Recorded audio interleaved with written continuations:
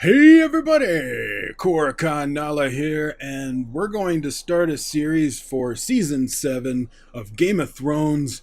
This is Episode 1. Now, all of these are going to be spoiler talk. I'm going to get into like a recap of the episode and then give my review and thoughts on everything. So, very much spoilers. If you haven't seen the episode, click away, go watch it, come back, and we'll talk about it. Alright? So, you've been warned! Episode 1 is called Dragonstone, which kind of gives us an idea of what the central piece of the episode is going to be. Probably Daenerys coming to Dragonstone or something more about Dragonstone. It's going to be a central point of the episode. And we opened up with Walder Frey poisoning all of the leaders of the Riverlands. Now, he died at the end of Season 6. Arya Stark killed him. So when it first came on, I was like, is this a backflash? Or, and then you noticed that it was going to be poisoning, and I'm like, oh, okay, this isn't him. When's the reveal? And everyone dies, and then sure enough, pulls the mask off, and it's Arya Stark. I thought that was a great way of opening the episode. Everybody wants to see Arya get her revenge on everybody. And it's starting off with like, yep, we're going to get some of that in this season, which is great. I'm excited about that. I want to see her get some revenge. But she basically kills all the leaders except for, or in the room, and left the wives alone. But you kind of, she pulled the mask off, I had this flash of the Mission Impossible twists in all of the Mission Impossible movies where they pull the mask off, which got kind of repetitive after a while. They were pulling the mask off like 3 or 4 times in a movie for like the second movie. But I love the fact that Arya is starting her revenge thing. She's on her own. She's badass. She's awesome. So I'm loving that. After that, we headed up north, and we got to see that winter is coming. They had a great long shot of the distance of the snow, and then you have the winter like billowing towards the camera. And as we come in, you see all the White Walkers walking past the camera. But what really caught my eye were the giant White Walkers. That is awesome. Oh, I'm so excited. I want to see them battle. One of my favorite parts of the battles in Season 6 were the giants. I loved that one giant, and I can't remember his name, but the one that died at the end of the Battle of the Bastards. So I'm excited to see some giant White Walkers. I think that's going to add a nice dynamic to whatever battle sequence we end up getting. Hopefully, near the end of this season, we start battling some White Walkers. But they always tend to give us like 1 or 2 scenes a season, and then that's it. But we're coming into the last 2 seasons, so hopefully we get something. I want more. I want more of the White Walkers. And then Bran Stark finally shows up at the wall. He's been over in the north for a long time. So it's great to see that he's finally coming back to the wall, which means he'll probably end up rejoining with Sansa and Jon probably in the next episode or 2, hopefully next episode, because I would like to see them all together. And you don't really need to waste any more time with his storyline. You don't need any other scenes, which is probably why that was the only scene we had of him in this episode, was to show that he was there. And then the next episode, he'll meet Jon and Sansa, they'll be reunited, everything will cheer, yay, they'll have a feast, woohoo! So that'll be great that he's finally back. Then we joined in with Jon Snow and Sansa at a meeting with all of the other leaders and allies, and he's saying that they need to find dragon glass. They need to find a lot of dragon glass so they can fight these White Walkers. And he mentions that not just the men and boys are going to have to fight, the women are going to have to fight as well. We need as many people in there as possible. And one guy stands up and he's like, "You want me to put a spear in my daughter's hand?" And then the super awesome Lyanna Mormont stands up, basically tells that guy off and says, it's my land also. You can't tell me what to do. I'm going to fight for my land. And the guy's like, okay. And sits down. So I was like, yes, she was awesome. I loved her very short scenes that she had in season 6. Very much of a highlight. So it's awesome to see that she's back in full force. She's a feisty girl. I love it. So I want to see more of her in the future as well. Jon Snow was trying to say about the houses not giving the castles over to other allies instead of keeping it in the family, just making the family allies, which makes sense to me. So I understand both sides of the argument. Now, what Sansa is saying, okay, this family has proven that they're not with us, so let's give it to one of our allies so that we can make sure that we have an ally there. That makes sense. But then Jon Snow is saying, I'm not going to fault the son of the sins of the father, and then brings the 2 kids of that household forward and basically asks them for their allegiance. And they kneel down and give allegiance. You can tell they're extremely nervous. But I can see his point of view as well. One, you kind of gain a strong ally by showing forgiveness. But also, they don't have to reestablish leadership roles with their armies. So if another family comes in to take that castle, that's an ally of the Starks, they now have to become the leader of all of the men of the armies of the area. And that takes a lot of time. But if he just shows forgiveness and then gets the allegiance from the family by the children, they already have established leadership roles with those armies. So it would be no question that they would end up supporting. Well, for the most part, like they could just say, hey, all of my soldiers and people's army, let's go help the Starks. And then they'll just go. Like there's no question on leadership because it's been established already. So from Jon's point of view, I can understand it more just because you don't have to reestablish leadership roles. The army is already, for their land, is already a part of that family and will do what they say even if it's the kids that are saying it, just like Lyanna Mormont. But Sansa I understand also, but I think Jon is in the right on this one just because they don't have to question the army. The army will be there. Now, if only Sansa and Jon could work together, it would be incredible. But I still feel this little tension between them. I don't know if Sansa really wants to try and take control, but she does want to have a leadership role. She doesn't want to be pushed to the side, obviously. If Jon brings her in and accepts a lot of her thoughts and opinions and makes her a part of the group, then it won't be a big deal and they'll be very strong together. But if he keeps pushing her away a little bit or not really looking at her advice, then the leadership is going to falter. So I would really like to see that and get Littlefinger out of there. I mean, I know we need his armies. Sansa points that out. We need his armies. But man, the guy likes to stick his finger in there, his little finger, and mess things up. Especially between Sansa and Jon. I can see him being a big problem between those two. And Sansa had said that she learned a lot from Cersei. I don't know how much of a good thing that is, but she has learned a lot about leadership and things like that. But you don't want her to learn the negative parts. So Cersei sent a letter to Jon Snow in the north, basically, saying again that they need to show allegiance to King's Landing and the throne. I don't know why she's going crazy. She's got to be, because she's spreading herself way too thin. She already, and they pointed it out in the show, she even mentioned it, we have enemies to the south, enemies to the west, and enemies to the east, and enemies to the north. Well, you really didn't have much of an enemy to the north, in that they're not looking to fight you right now. They're concentrated on what's on the other side of the wall. They could care less what you're doing down there. And they're not worried about you coming up to fight them.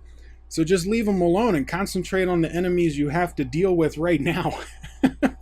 But instead, she's picking a fight with everyone. She wants everybody to show allegiance to her like right away, and she's spreading herself too thin. She then invites the Ironborn, Euron Greyjoy, who took control over the Ironborn, to come down. He brought 1,000 ships and basically said, like, we have the strongest armada. We will show our allegiance to you, but I want to get married. And she's like, no. But they had fought each other before, and there was a great scene where he's like, Jaime Lannister, when I first heard that you were this amazing warrior, I didn't really believe it. But then when I saw you on the battlefield, you came out on the horse and just chopping people down. It was a beautiful sight to witness. And Jaime's like, the people I was cutting down were your own kin. And Euron is like, place was getting crowded. I enjoyed watching it. I like that line. I thought it was pretty funny. But it does show how crazy he is, too. But he said, I'm going to go get you a gift. Women, he said, basically said, women love gifts. I'm going to get you a great gift to show that we should be married. And then he walks off.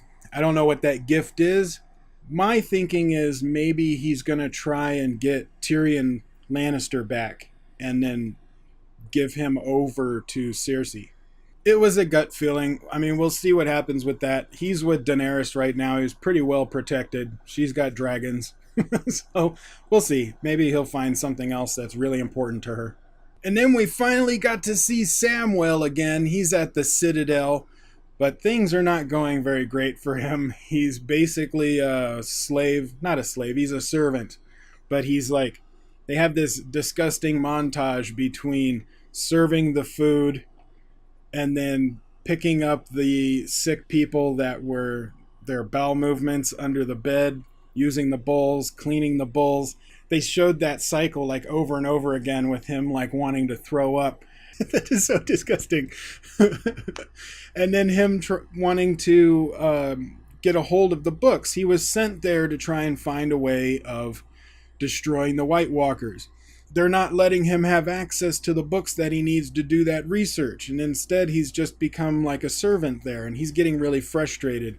And so they had this scene with him and a maester, and they're working on a dead body. He's doing an autopsy. And basically is told, don't worry about it. Winter has come before and it'll go again. Like they seem to just dismiss the whole idea. They're like, people have said that the world was going to end many times. It never does. Which is disheartening. So he stole the keys from one of the maesters when he went in to do his bowel movement cleaning. He stole the keys and then went into the restricted section and got the books, basically stole the ones that he wanted to research with and read over, and discovered Dragonstone is sitting on top of a mountain of dragon glass, which makes perfect sense. It's the Dragonstone. It's on a mountain of dragon glass. There's going to be dragons there. So he sent a message up north to Jon Snow to let him know that there is dragon glass in them thar hills. So that would be interesting. That's pretty cool. I'll talk more about that later.